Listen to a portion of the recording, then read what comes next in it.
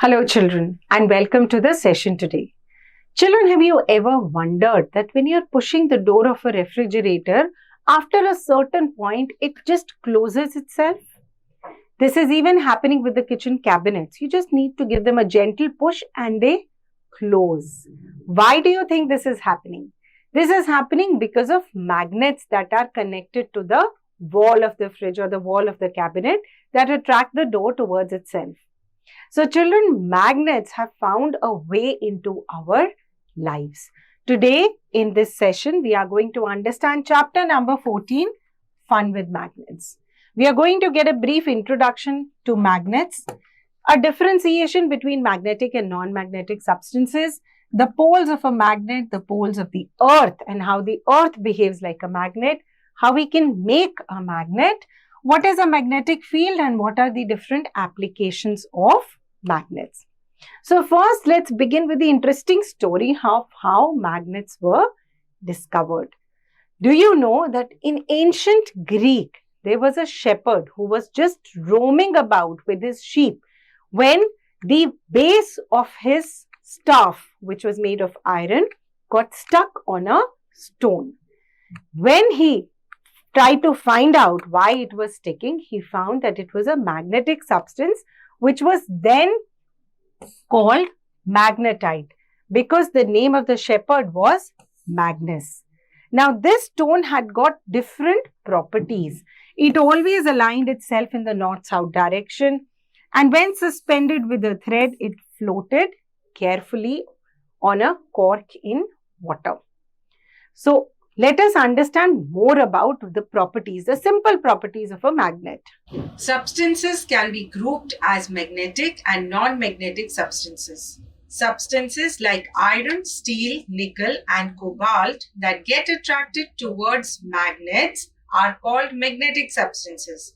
Substances like wood, leather, aluminium, plastic, and copper that do not get attracted towards magnets are called non-magnetic substances. So now we know that the property of attraction of a substance towards a magnet is known as magnetism. Substances which are attracted towards a magnet are called magnetic substances. Substances which are not attracted to a magnet are known as non-magnetic substances. So plastic, glass, gold, silver, rubber are non-magnetic substances, and iron, cobalt, nickel, tin are magnetic substances. Now let us understand the concept of magnetic force.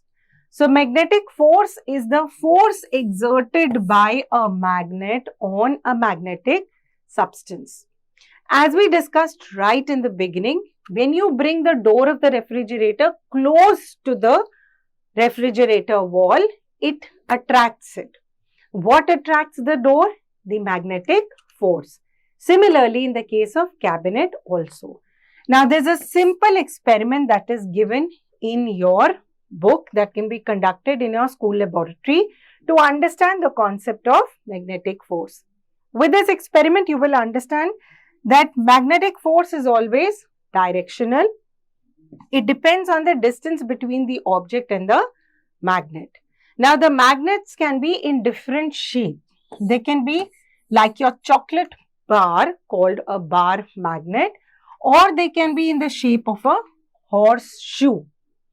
Children, some magnets are temporary, some are permanent. So when we are talking about the bar magnet or the horseshoe magnet, we are talking about permanent magnets. But when you are talking about temporary magnets, these magnets are made using electricity. So as long as a current will pass through, they will continue to show magnetic properties. But the moment you will stop the current, they will stop showing magnetic properties. Now, what are magnetic properties? Let us watch a video to understand the same. A magnet has two poles, the north pole and the south pole. The strength of a magnet is maximum at its poles and minimum in its center. Take a white sheet of paper, spread iron filings on it, roll a magnet on the iron fillings. You will notice that most of the iron fillings stick to the ends or poles of the magnets. You can never isolate any pole of a magnet. If you break a magnet into two parts, each part will again have a north and south pole. Each small piece behaves as a complete magnet. When two poles of a magnet are brought close to each other, they exert a force on each other. Take two bar magnets with their poles marked as north and south. Get this north pole of one magnet close to the north pole of the other magnet. They will repel each other. Next, get the south pole of one magnet close to the north pole of another magnet. They will attract each other.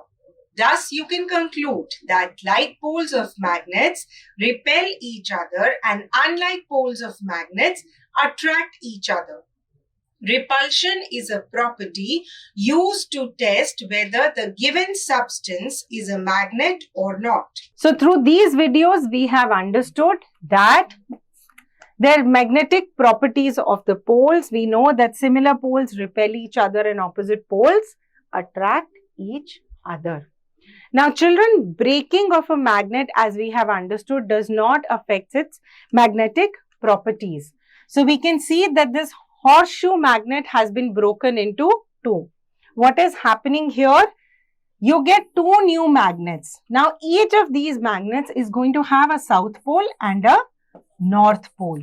So that means it is not affecting the polarity of the magnet. Now it is interesting to note that the earth also behaves like a magnet. As you can see from this picture, there is the south magnetic pole and there is a north magnetic pole, and around is the magnetic field. It is a magnetic pull of the earth that keeps the moon in the orbit. Now children, because the earth also has a magnetic field around it, this helps in navigation. What do you mean by navigation? When you go inside a sea, there are no directions. There is no map on the sea. How do you know which side is the north and which side is south and which course you have to follow? You use a mariner's compass. A mariner's compass has got a magnetic needle, as you can see here. Now this needle aligns itself to the earth's magnetic north and magnetic south. This is how people who are traveling in the sea find their way. Let's talk about making of a magnet. There are two methods by which a magnet can be made. The first is a stroking method. So for example, I take an iron nail in one hand and I take a magnet in another hand. If I keep rubbing the magnet on the iron nail, you will see that that iron nail will gain some magnetic properties. It is going to attract other iron nails. The second method is known as creating electromagnets. This is done by the process of electric current, as we discussed in temporary magnets also. So when you take an iron nail and you wind a wire around it and you allow current to pass through it, this iron nail will become a temporary magnet. As long as the current will pass, it will show the properties of a magnet. This kind of a magnet is known as electromagnet. A very interesting thing is that you can reduce or increase the strength of this magnet by reducing or increasing the amount of current that is passing through this iron nail. Let us now understand the uses of magnets. Uses of magnets. Magnets find their uses in large number of applications. For example, in magnetic switches used in automobiles, in brushless DC motors, which are an important component of electric vehicles. The speakers and sound drivers of headphones have permanent magnets as an essential component.